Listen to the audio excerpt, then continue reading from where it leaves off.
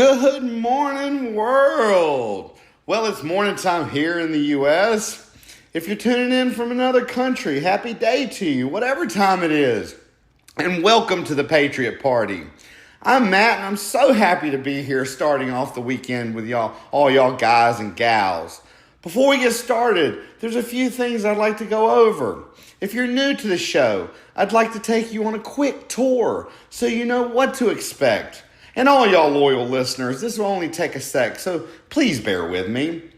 We do unbiased news, general news, political news, world news, geopolitical news, financial news, tech news, and our very own truth news on the occasion when we have it.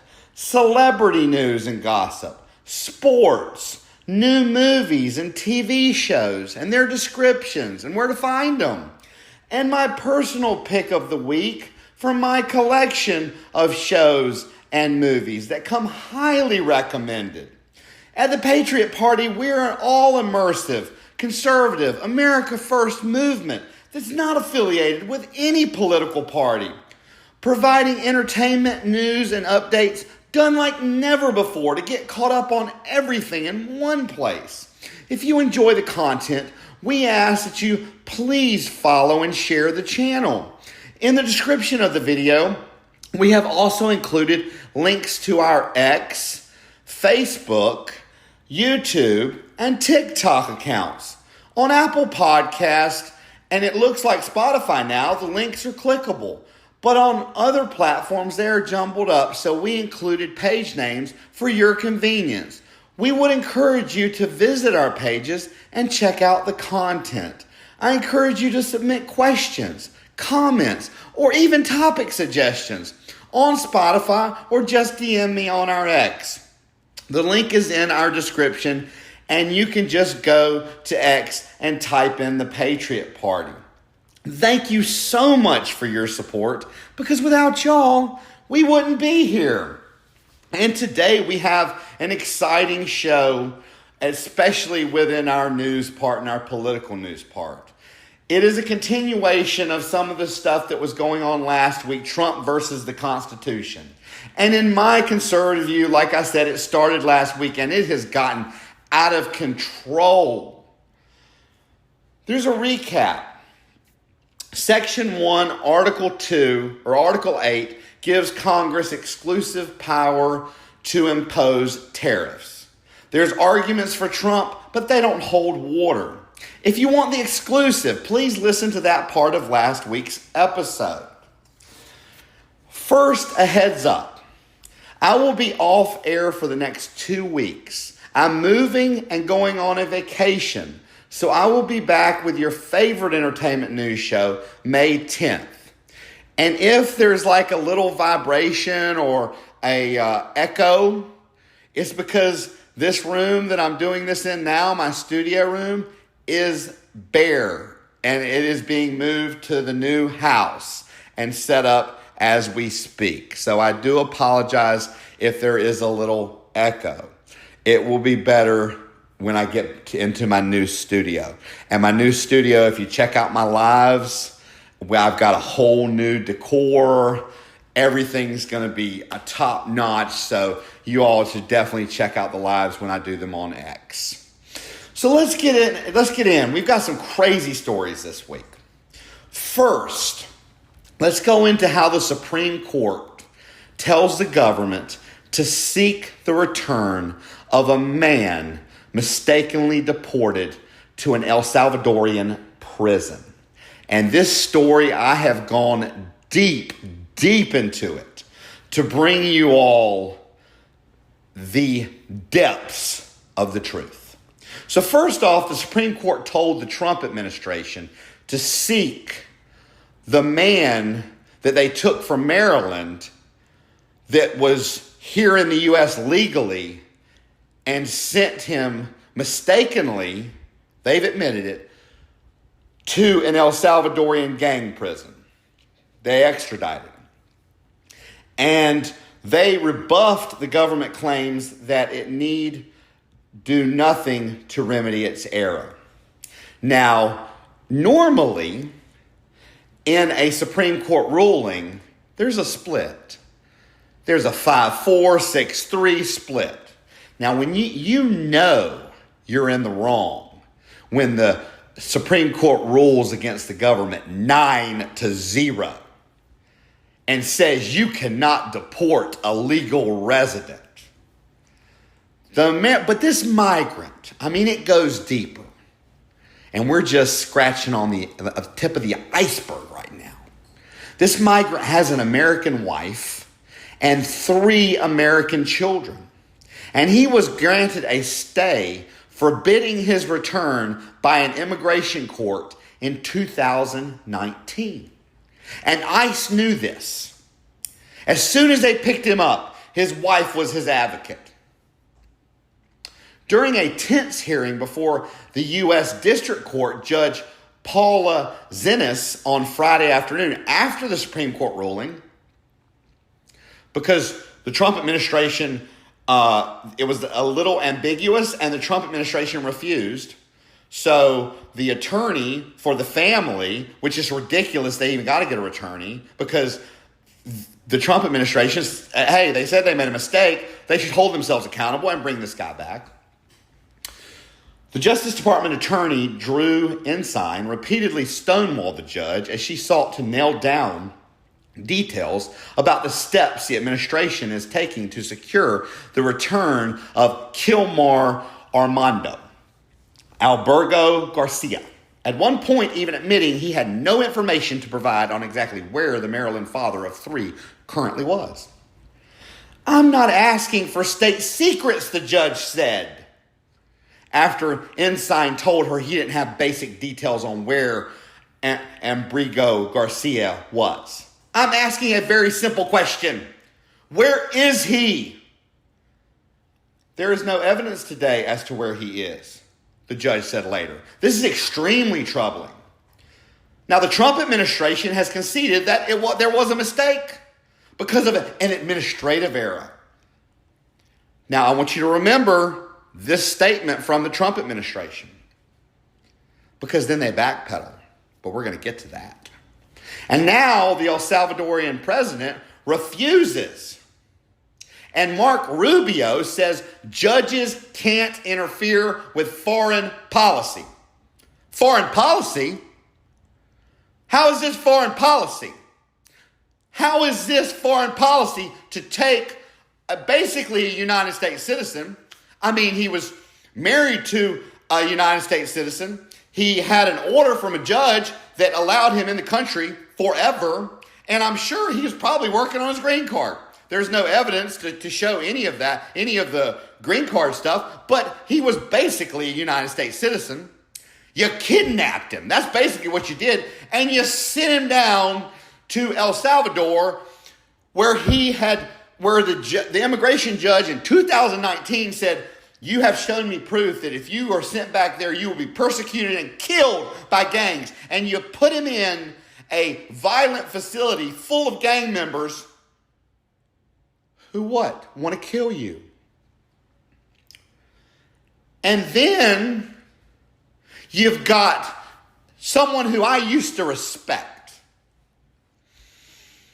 And if I hadn't have been moving all week, I got the personal number to call in because I really wanted to challenge him on 3 things that he's been going on and on about. I really did. But I haven't been at home and around my Wi-Fi. But I got the personal number. I tried to contact him with a brief description of myself and my platforms and tried to set up an open debate. A friendly open debate with Charlie Kirk on 3 different subjects that I've seen him on TikTok that I thought were misinformation and very disrespectful. But he comes out on TikTok and he says this guy who was deported was MS-13. Fake news. The fake news story was cleared up because new documents detail government's case that mistakenly deported man that said he was not a gang member. The documents were released after weeks of pressure on the Trump administration to prove its contention that Kilmar Albrigo Garcia was a member of MS-13. Fake news. I even dug down to find out where he could have possibly gotten that from, because it had been debunked. It had been fact-checked. I fact-checked it. But you got this guy who's got this huge following, who people respect, who I used to respect, until he did three things that I really want to call him on. Tariffs, disrespect of Jewish religion, and this right here, this misinformation right here. And I'm not Jewish, but I respect all religions. One of the wisest things I ever heard someone say is all rivers lead to the sea or the ocean. The sea or the ocean being Allah, the Lord, God, whatever you want to say. You know, anybody who says mine's the only way and yours is wrong, I can't believe that, because it's a man speaking. It's not a higher being speaking. But we won't get into that, because everyone is free to believe what they want to believe, and if it makes them a better person, I'm all for that. But you should not disrespect someone else's religion, and he did publicly. And I'd like to debate him on those three issues. So why the misinformation? In March of 2019, law enforcement approached Albergo Garcia along with three other people for loitering at a Home Depot parking lot in Hyattsville. Albergo Garcia was then, he said when he was picked up that he was looking for day labor work.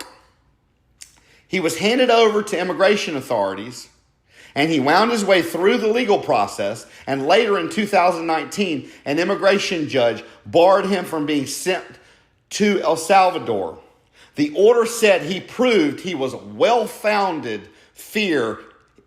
He had well-founded fear of future persecution from local gangs, and he was granted a withholding of removal to the country. He was granted stay in the United States. Withholding of removal because he would be persecuted by gangs. Married a U.S. citizen. Like I said, has three kids. He has never been in any trouble with the law. So you got Charlie Kirk, and later we're going to get down here and get another statement from the Trump White House as they pedal back and say something completely different. You got Charlie Kirk saying he's an MS-13.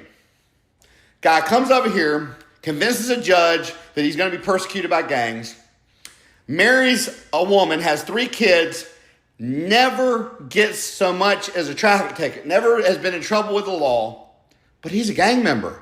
So I wanted to look up and see what this guy looked like. Like, what does he look like? Does he have gang tattoos? Not only does he not have gang tattoos, the man doesn't have any tattoos. And he's sitting there looking like Dad of the Year with his little girl sitting in his lap kissing her. And he's been yanked up and basically kidnapped, in my mind, and taken from his kids and his wife, and his life's in danger. And up until recently, I thought they were covering up a murder. I thought he had been killed in the El Salvadorian prison.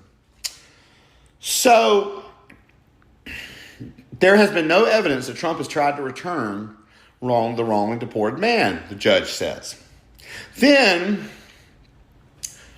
and I had liked this person up until she comes out and says this. Homeland Security Secretary,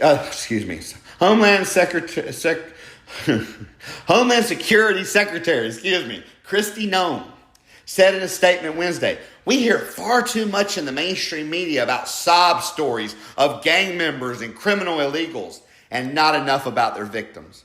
I've heard about every victim of every illegal immigrant, and we should hear about them. And don't take this the wrong way. I think all the illegal immigrants should be gone, out. And I have no problem with designating MS-13 and the drug cartels for fentanyl as terrorist organizations and putting our military on them. I'm fine with that. But when you start taking a man that did it the right way, away from his family that's never been in trouble and putting him in a foreign prison where his life's in danger and he might never make it home to his family, and then you won't even try to get him back? And then you're misreporting that he's a gang member and he's not? You're spreading fake news? The same thing that we call the Democrats hypocrites for, you're doing? You and Charlie Kirk? And then Kristi Noem comes out talking about gang members and criminal illegals? Okay, that's fine, but he's neither.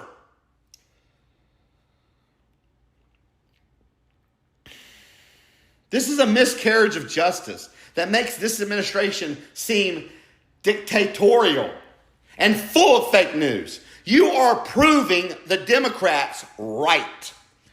Oh, and as we get further into this episode, it gets way worse. It pains me to say this, but these people are turning out to be hypocrites. So then Senator Chris Van Hollen from Maryland goes down to meet with Kilmar Abrigo Garcia because that's his citizen, as Trump fights to keep him in El Salvador. Trump is fighting to keep him there. When he first gets there, they won't let him see him. But there's so much publicity and there's a movement that finally he's able to see him. Then in a statement Thursday night, the White House calls Van Hollen, the senator who went down to check on this man for his family so he could report to his wife and children. They call his efforts in support of Abrigo Garcia disgusting. No, you're disgusting. Your administration right now is acting disgusting. And no, I wouldn't have voted for Kamala Harris, but I am starting to really regret voting for you. I wish I hadn't even voted at all. There was, at this point, what you are doing, and I'm going to get further and further into it, and how you are violating the Constitution, there was no good choice. I wouldn't mind seeing, and we may see this in the next couple of years, and I will explain what I think is going to happen. I wouldn't mind seeing J.D. Vance being able to step up and be president. I was all for Vivek. I thought Trump had learned something from his first go round. All he learned extremism is what he learned. Called that disgusting so he could report back to his poor family. So the legal battle continued Thursday when a federal appeals court rejected an effort by the administration to put the requirement on hold to get him. In a unanimous ruling, a 3-judge panel said the administration was trying to assert a right to stash away residents of this country in foreign prisons without the semblance of due process. The Fifth Amendment. You completely wiped away the Fifth Amendment when you took this man up and you sent him away.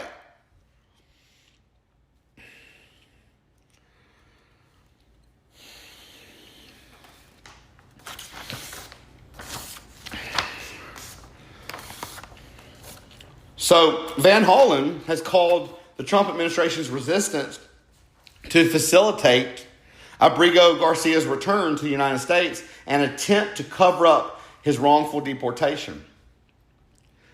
The White House now, first they come out and they say, we made a mistake. Now they're coming out and saying, he's a bad man. But he has no criminal record. They have no evidence to back up what they're saying. And here we go with more fake news.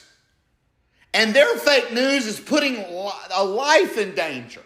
I mean, I'm not saying the Democrats' fake news didn't do the same thing, but they are systematically, they have, I'm just so frustrated. I apologize. I am literally having a hard time articulating the thoughts because I think, I always try to put myself in someone else's shoes, and I think to myself, my family immigrated over in 1900, and I think to myself, what if I'm half Lebanese, and I'm thinking to myself, what if I was in this man's position and I was ripped away from my family? What would my family be going through? What would I be going through?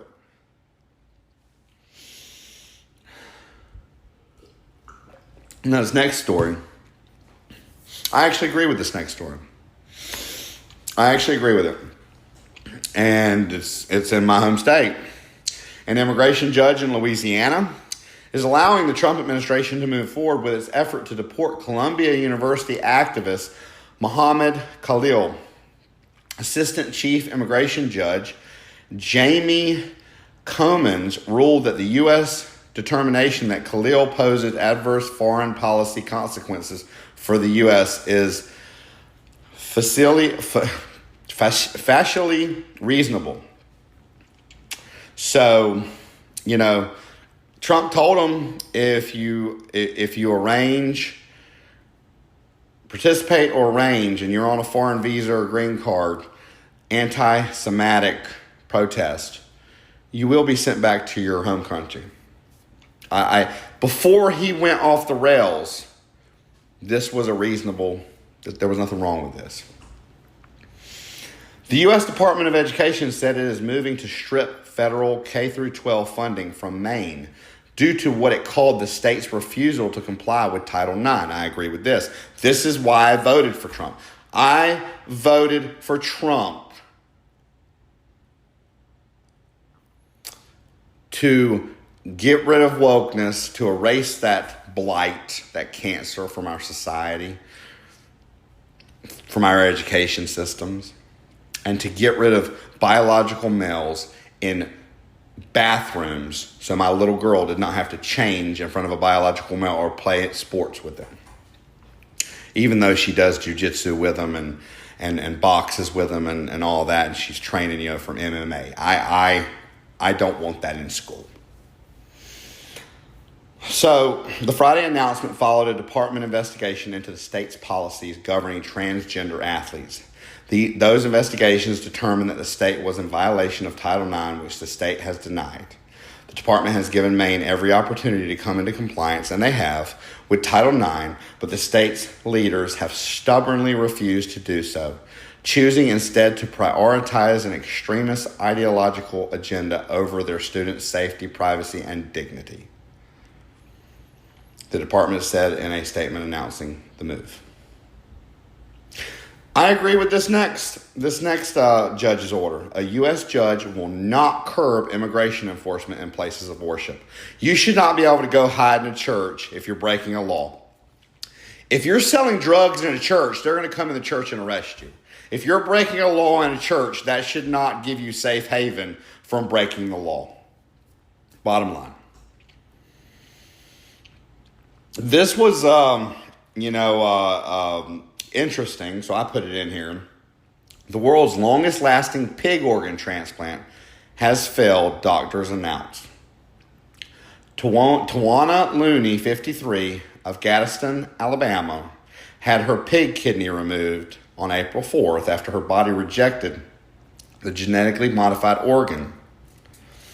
Apparently, it was transplanted back in November 25th of 2024. Now, we go through all this stuff with tariffs. And everybody's like, Trump is doing it for the middleman. He's doing it for the middleman. Yet, all the stuff with the market. Now, I'm not arguing because I've been playing the market. I've been making some money off this. But all this stuff with the market, his billionaire friends have been making billions, or associates. So he puts that 145% tariff on China. China puts 125% tariff on us. Trading with China has practically come to a standstill. Businesses are having to leave their merchandise, toys, and everything else over in China. They cannot pay the tariffs and stay in business. Businesses in China, when it was 34%, tried to cut their price by 10% to help manage the tariffs, but they don't have that much markup because they're selling the stuff super cheap to start with. What does Trump do? Trump caves, and smartphones and other electronics from China, he suspends those tariffs. Laptop computers, memory chips, they're going to be exempt. So who's he looking out for? The multi-billion-dollar companies. phone manufacturers, the computer manufacturers, all those people. He also excluded machines used to create semiconductors, flat screen TVs, tablets, desktop computers. It's going to benefit companies like Apple, Samsung, HP, Dell, and Microsoft. Oh, the middle guy, huh? The tariffs. No, he's going to have to spend our tax dollars to bail out the farmers because they're getting hit so hard by the tariffs.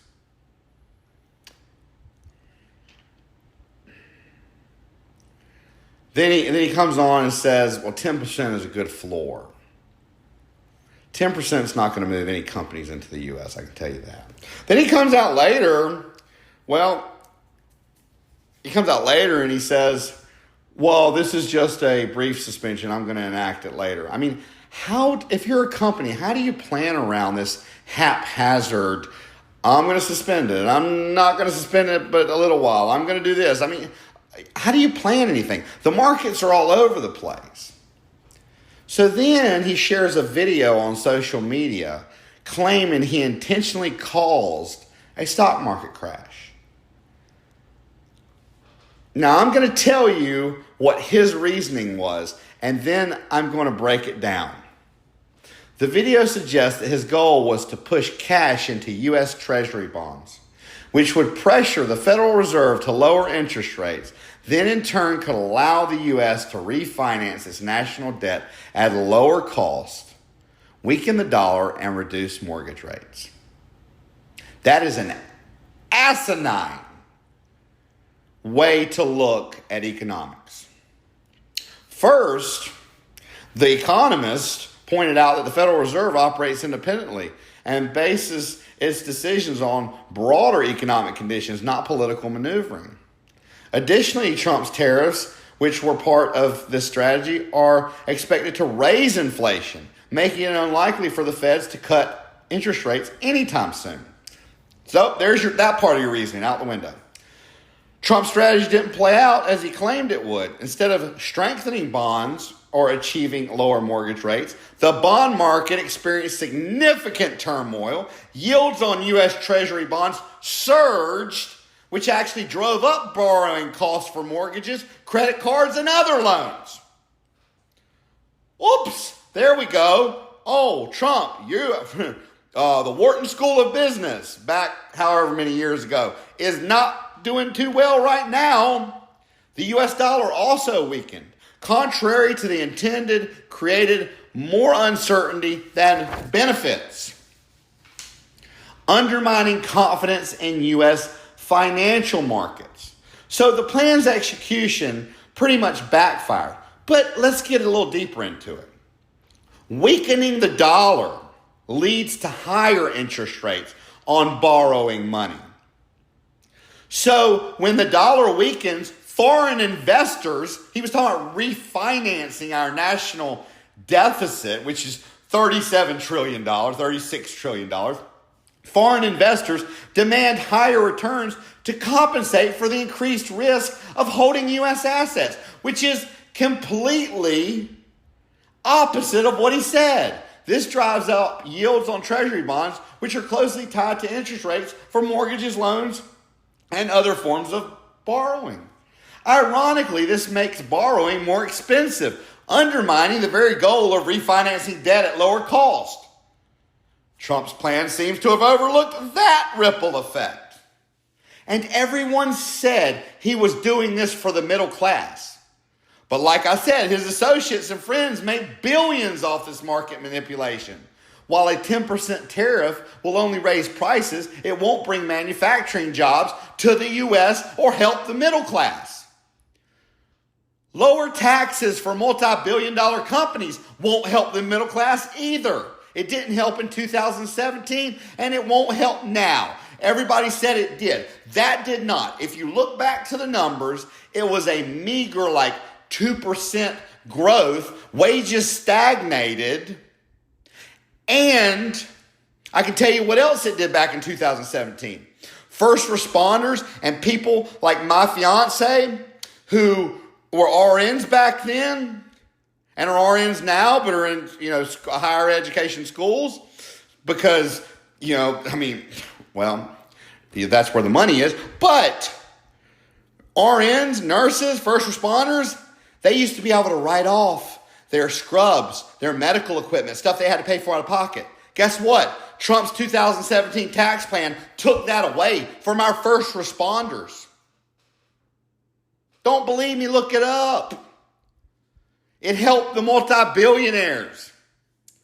And that they're greedy.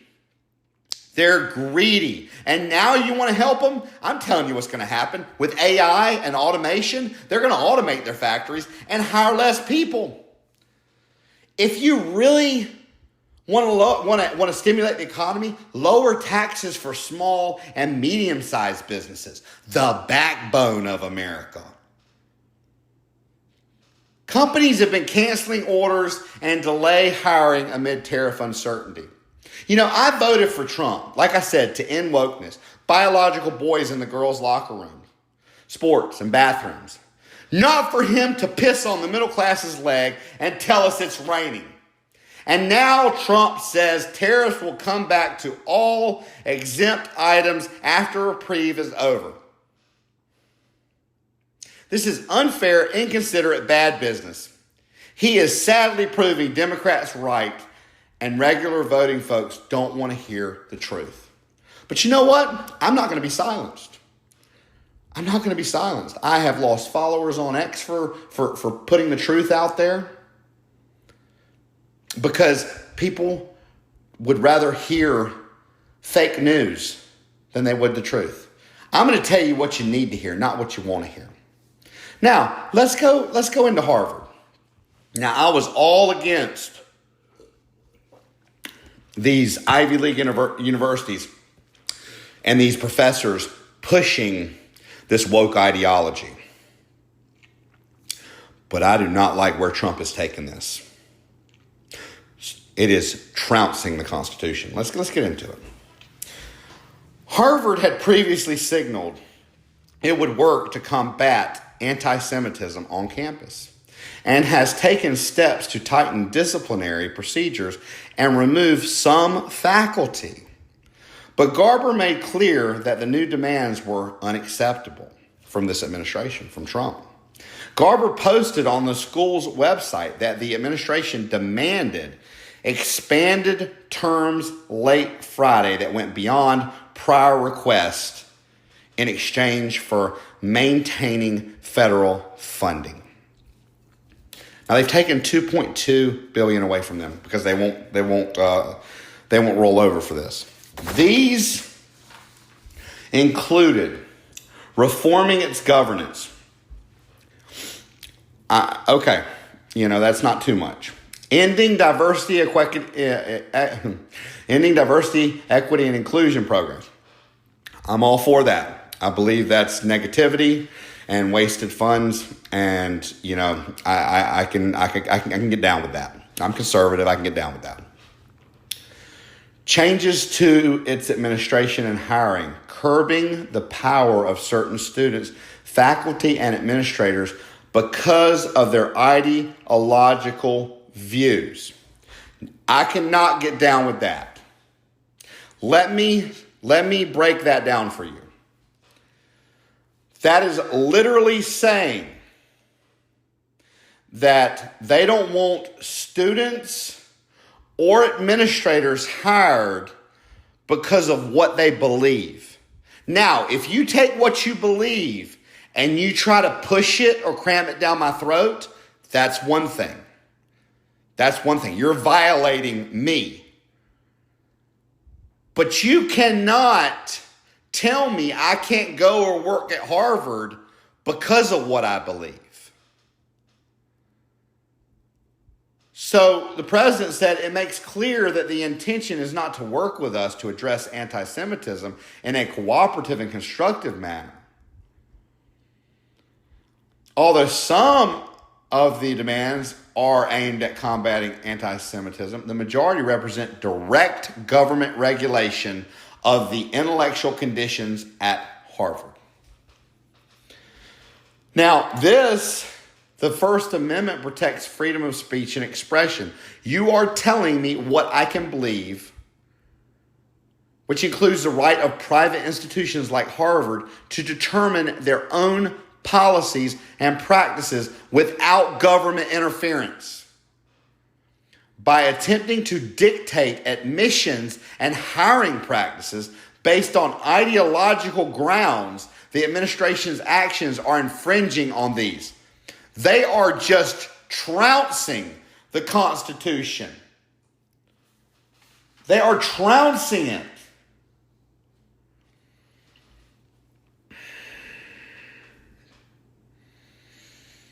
Additionally, besides the First Amendment, the 10th Amendment reserves powers not delegated to the federal government to the state or the people. The administration's demands overstep federal authority and encroach on the autonomy of private institutions. Like I said, I'm cool with not teaching this woke ideology or shoving it down people's throat. But telling people what they can believe is literally the same thing. I do not know if y'all remember the story from last year when that poor woman was standing across from an abortion clinic in Europe, in the UK, and she bowed her head and she was saying a silent prayer.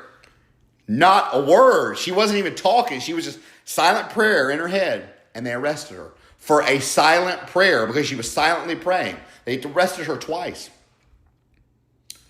This is literally an analogy that would go right along with this. The liberals were doing that. So now the conservatives are doing the same thing. I put up a post yesterday on X, and it said, which is more important? And I'm trying to remember the verbatim of it, but I think it said something like, which is more important? A, to back or follow Trump, or B, to follow the Constitution? And you would not believe how many people said they are one and the same. They are not one and the same. This man is systematically trying to dismantle the Constitution. At least, and I am not pushing for a Democrat, because even if the choice was there again, I wouldn't vote for Kamala Harris. I just probably wouldn't even vote. If I knew what I know now and had a crystal ball, I'm just so sickened at what happened. But just think about it. They were only attacking 2 of the constitutional amendments: freedom of speech, which they would never win, and the Second Amendment, which they would never win. These people are hitting it at all directions. And we're not done. We got plenty more to go over. Department of Homeland Security Secretary Kristi Noem also announced on Wednesday the termination of 2 DHS grants, still on Harvard, totaling more than $2.7 million to Harvard. Noem said she wrote a letter to Harvard demanding records of what she called the illegal and violent activities of Harvard foreign student visa holders by April 30th. And if Harvard cannot verify it is in full compliance with its reporting requirements, the university will lose the privilege of enrolling foreign students.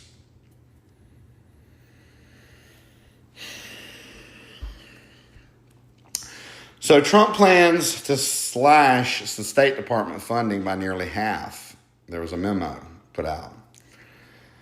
An internal document reviewed by the Post targets spending on humanitarian assistance, global health, and international organizations such as the United Nations and NATO. I have no problem with that. America first. America first, constitutionalist. You know, that's me. If you go to my X page, the Patriot Party, you'll see my community at the top. America first, Constitution, our constitutionalists. You know, that's what I stand for.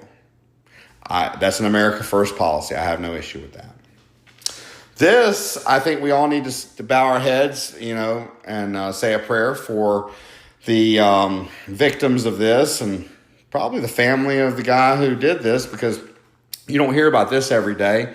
A 20-year-old son of a Leon County sheriff's deputy, used his mother's gun to go on a shooting rampage on Florida State University's Tallahassee campus Thursday, killing 2 people and wounding 6 others, law enforcement said.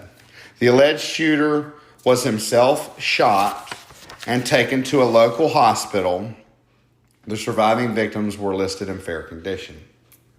The U.S. Secretary of State Marco Rubio said Friday that if it is not possible to end the war in Ukraine, the United States needs to abandon its efforts and move on.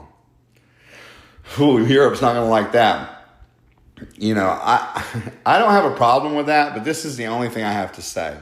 Trump repeatedly said on the campaign trail that he would have the war in Ukraine ended his first 24 hours as president. Then after getting into office, he extended it for 6 months, saying, it's just kind of rhetoric, whatever. No, that was a campaign promise. That's what you said to us. You were buddy-buddy with Putin, not buddy-buddy with Putin, but you had a good relationship with him. I don't blame you. He's got a lot of power, and he's probably not a bad guy to have in your back pocket as long as you don't have to sell your soul to have him in your back pocket. But here you go again with another exaggeration, misinformation, or whatever you want to call it, that has led to a probable failure. Seems like they're going to pull out, which, like I said, it's fine. I believe we should pull out before we should put any more money in it as an America First patriot. Absolutely.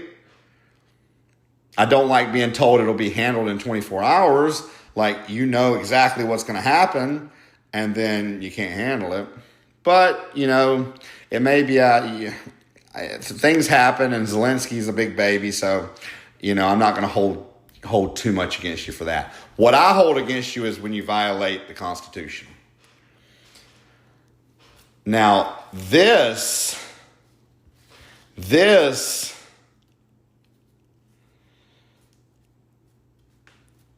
the cake.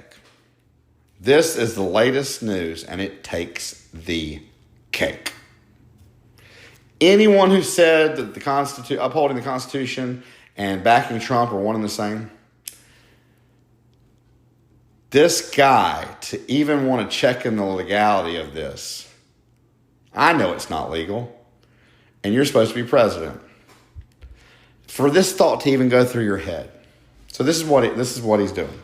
President Donald Trump's top spokesperson said the administration is looking into whether U.S. citizens, not immigrants, not people that have immigrated legally, but natural-born U.S. citizens can be sent to a notorious prison in El Salvador.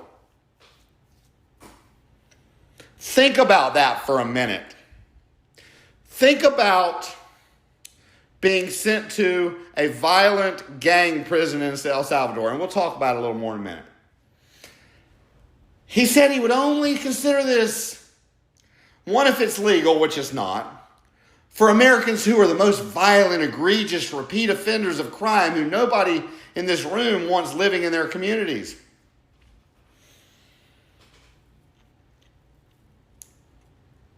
Do you not know that each case is not up to Trump? It would be up to bureaucrats who are entrusted with that kind of power. And oh no, they're not going to abuse that. Just like prosecutors don't abuse laws that were made for terrorists on U.S. citizens.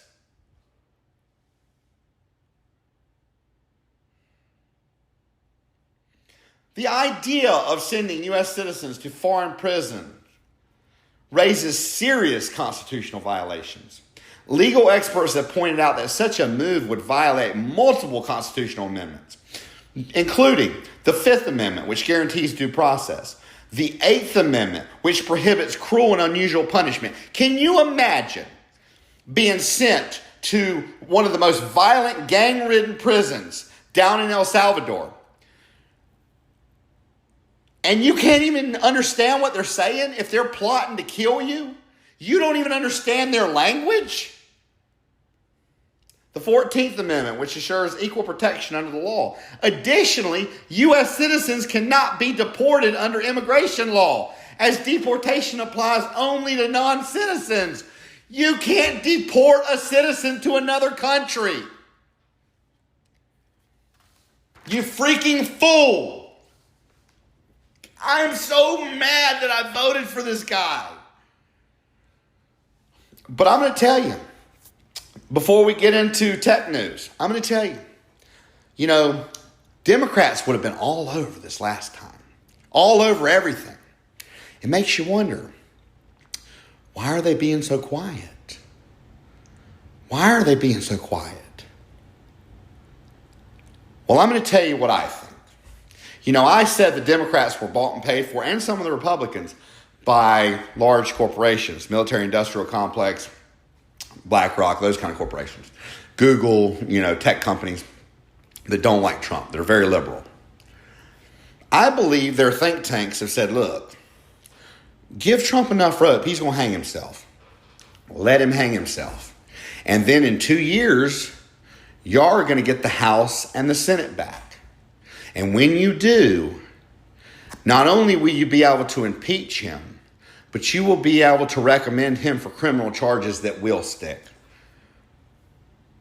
For willful violations of the Constitution on American citizens. For whatever, you will be able to get him out of there. So instead of throwing a bunch of mud that's not going to stick, a bunch of swamp muck that he'll be able to get out of, just sit back and wait. Let him hang himself. That's what I think's happening. That's why they're not going after him right now. They're just letting it mount up and mount up and mount up. And more people become more disgusted and more disgusted. And then when it happens, yeah, you're going to have MAGA and Ultra MAGA, which they don't realize that Make America Great, he didn't come up with that. Ronald Reagan came up with that in 1984 for the election. And America First, Woodrow Wilson came up with in 1916. These are not his movements. These are movements that on their own are synonymous to following the Constitution, something the forefathers put in place. But we'll say MAGA because, everybody seems to believe that that's his. Yeah, you're going to have your Ultra MAGA that'll never go anywhere. Doesn't matter what he does. But they were not big enough to elect him. And if that's all that's supporting him after 2 years, if he continues on the road that he's going down, and he continues to get deeper and deeper, and it's not taking long, and it won't take long if Americans start to get hungry, and he starts to take food off their table. So that's what I think is happening. I may be wrong. I hope I'm wrong. But these violations of the Constitution have got to stop. So tech news. Here we go with another mishap. Policy changes over the Trump administration prioritize satellite internet over broadband, which could impact long-term connectivity solutions. Now we're talking fiber optic cable. Satellite cannot handle heavy data usage for business. Satellite offers many benefits, don't get me wrong, such as a bridge the digital gap in which broadband may be challenging, and there is no infrastructure to tie into. That said, fiber optic networks are the backbone of reliable, high-speed connectivity. Policymakers and planners should concentrate on complementing one with the other, not getting rid of one while they try to build the other.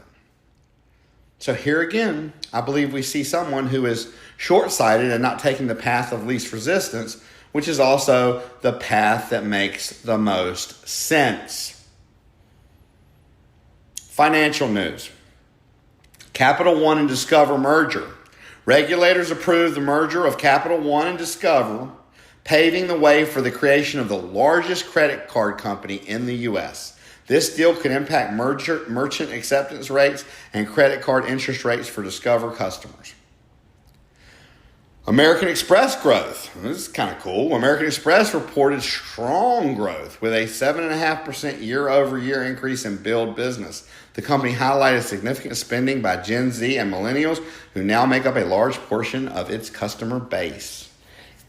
Economic Uncertainty Index. The Economic Policy Uncertainty Index hit a new high, reflecting concerns over U.S. tariff policy and their impact on markets. This uncertainty has led to reduced customer spending and business investments. Stock market volatility.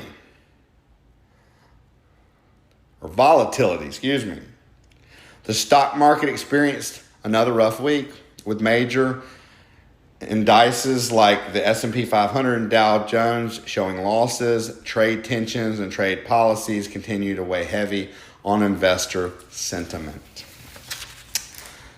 Let's get into some celebrity news and gossip, some lighter stuff. We've been in some pretty heavy stuff for the last 50 minutes.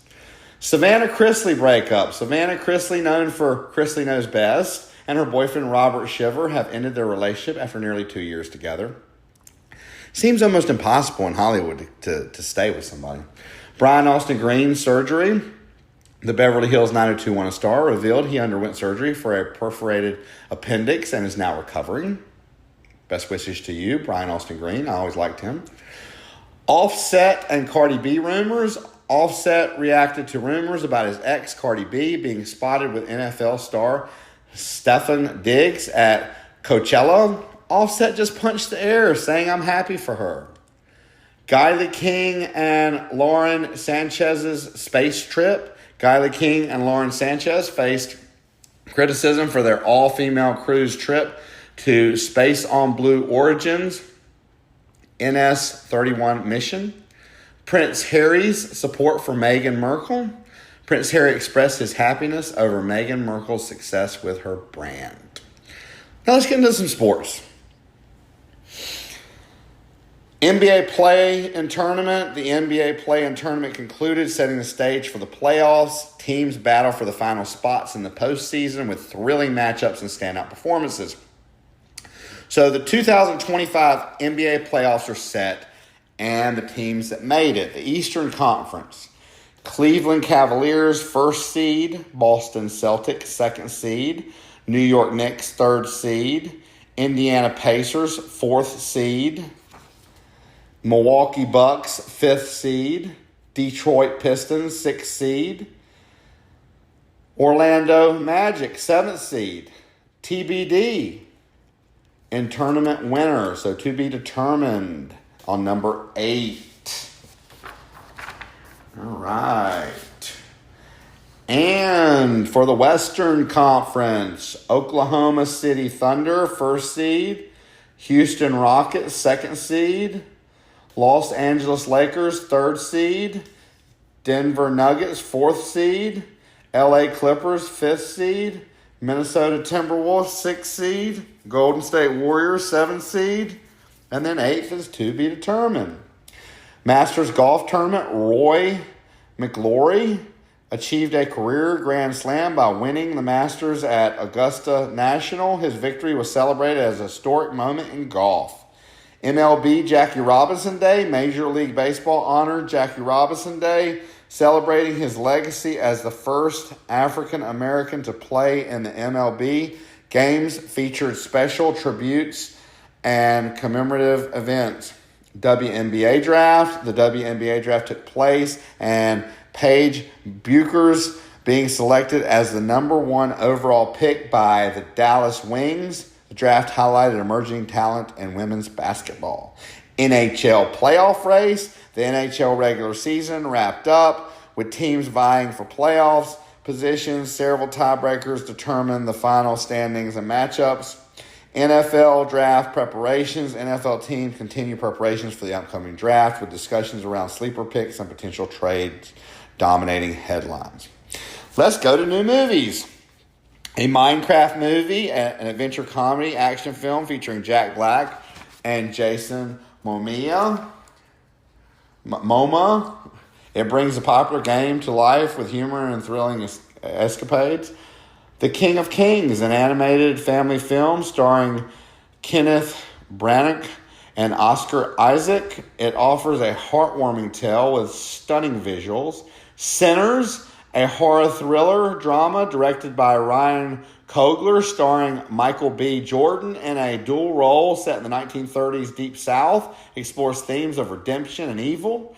The Amateur, a thriller action movie with John Bernthal and Rami Malek. It follows a CIA decoder seeking revenge after his wife's death.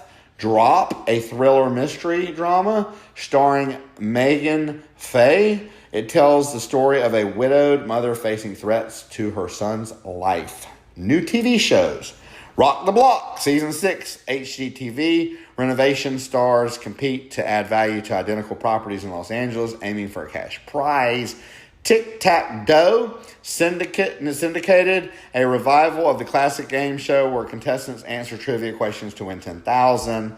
Florida Heat, syndicated, a reality series showcasing intense police ride-alongs across Florida.